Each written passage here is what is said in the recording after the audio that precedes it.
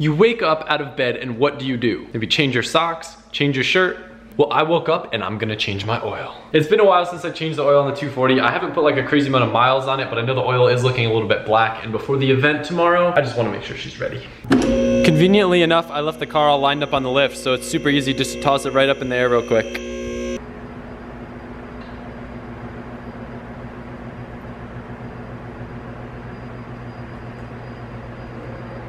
Look at the precision. Didn't even miss. This just further confirms the unhealthy condition of my SR, but there are definitely metal shavings on this drain plug. I went to wipe them off thinking it was something else, and then I thought it was weird when it started like magnetically sticking to the rag. As a point of reference too, I probably should have warmed the car up. Well, I definitely should have warmed the car up, but I always get antsy to change the oil and I forget every single time. I didn't have the right tool for taking off the oil filter, so I used a trick that I learned where you just take some sandpaper, you put it around, and then you just do it with your bare hand, and it works. Saved me a trip for getting the wrong tool. Everyone's coming over to ride in a little bit, but in the meantime, I've got some new dad hats that just came in that I've got to take some photos of. We're waiting for our new photo booth to come in, so I actually just took the photos on this table. Nothing like some good old wood grain. Riding every single day can be really hard on your body, and I know when I used to do it, I used to get super sore and it used to be really difficult. Totally unrelated to the yoga thing, but I've always tried to make an importance on stretching. I feel like sometimes I get lazy and don't do it, but I can't express how much of a difference it makes. After only stretching for like 3 days, I can literally like touch the ground, which used to be like impossible. I could only used to be able to touch here. So if you think about it, if you take a crash and you're that flexible, you're less likely to get hurt. And I can do this too and like touch my foot to my butt. So if I ever fall and go, psh, which I've done before, I would like to think that I'd be a little bit better off. So don't be lazy, stretch before you ride or do any sort of physical activity because it makes a large difference. We got a little lazy and pulled out the camera kind of late, but I'm still gonna try to get a couple quick clips for you guys. Oh man. Yadron! So I expired all my clips the first time I rode here. I should have spread them out. And now I gotta like try new things, I guess. Mason, let's try the 450. You first. Well, now I said it on camera. I should have thought that through. All right, Rob, you got this. Take off at the top, you said? Yeah, you'll figure it out. It's easy. Even if you land flat, it doesn't hurt. Yeah, that's what I'm thinking. Dude, a little low. Yeah, I traveled. Ow. This is turning into 450 school. Everyone's trying their first 450s here. James is gonna start trying it too. I just did a 270 for the first time ever. Come on, James. Oh. Beautiful. Yeah, Rob. Okay.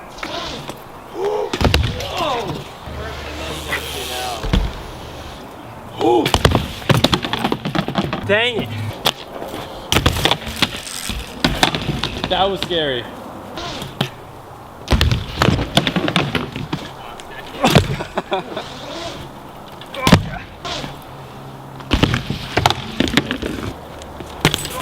Wow.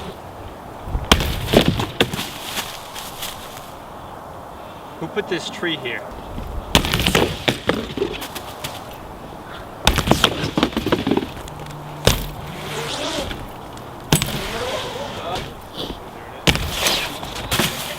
Can we get a longer ramp?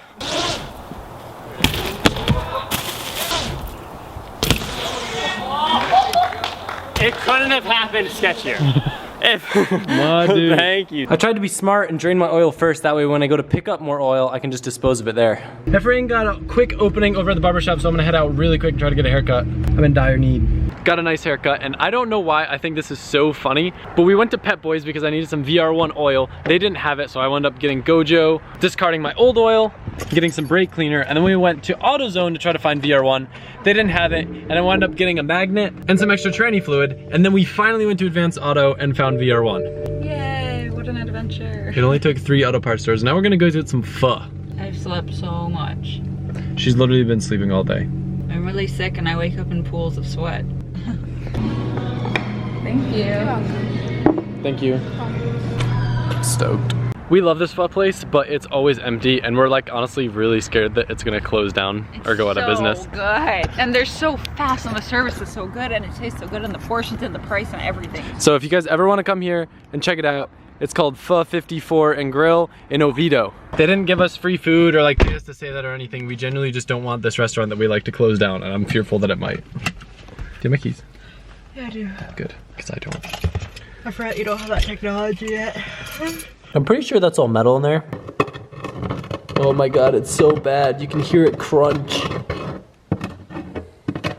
If you've never heard of metal shavings in oil before, the easiest way to explain it is there's a lot of metal components that have friction and move against each other inside the engine. And when something gets damaged, they start to wear away and you find little metal chunks and pieces in the oil, which is really, really bad because then instead of the oil lubricating the engine, you have these little pieces of metal going around causing more damage to other stuff. And then you have a low compression motor and it gets worse and worse and worse until it stops functioning altogether. Should I be drifting this tomorrow? Probably not. But I already knew the motor isn't really healthy and I have another one on the way and I plan on rebuilding it anyway. So at this point, I'm just enjoying it. And I think changing the oil is really smart to prevent any more damage.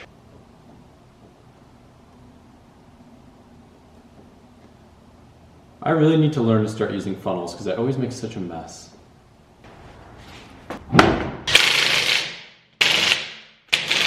When we had the car in the air, we checked the transmission fluid and it was a little bit low. So I pulled that little shifter boot off and now this is my short shifter exposed.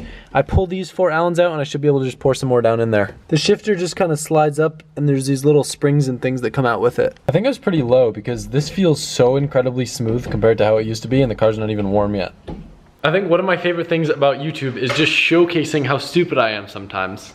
It's just really fun to laugh at yourself. So the other day, I lowered the car off the lift, and because I'm an inexperienced person with lifts, I didn't realize it was in neutral. And sure enough, roll back, crunch, crunch, crunch, crunch on the lift. But I learned my lesson. It's currently 12:30. I have to get up around 7:30 and I still need to edit and upload this video. I was contemplating on just not making a video tomorrow, but it's so hard to give up on the streak. So what I thought that I would do is just kind of power through this video. So if it was edited a little bit rather quickly, I'm sorry, but I really hope you appreciate that I uploaded because this is taking a lot out of me to do. So if you could hit that like button, it'd mean a lot. After the drift event, we might stop at the Rolex 24-hour race, in which case we might not be back till very, very late, and I might not have a video up the following day. So if I don't have a video up tomorrow, I'm really sorry. I just hope you understand there's so much going on, and everything takes longer than I expect. But I appreciate you guys watching so much. I hope you've been enjoying these daily videos, and if I do miss a day, don't hate me. I'll see you guys soon.